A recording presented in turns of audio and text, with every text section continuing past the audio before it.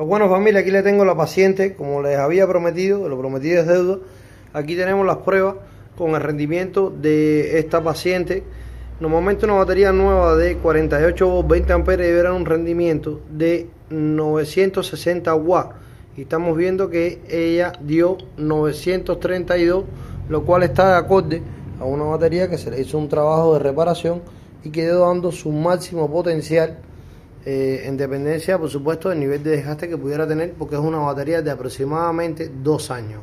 Los quiero mucho, familia. Déjenme sus comentarios, qué es lo que les parece y toda esa serie de cosas.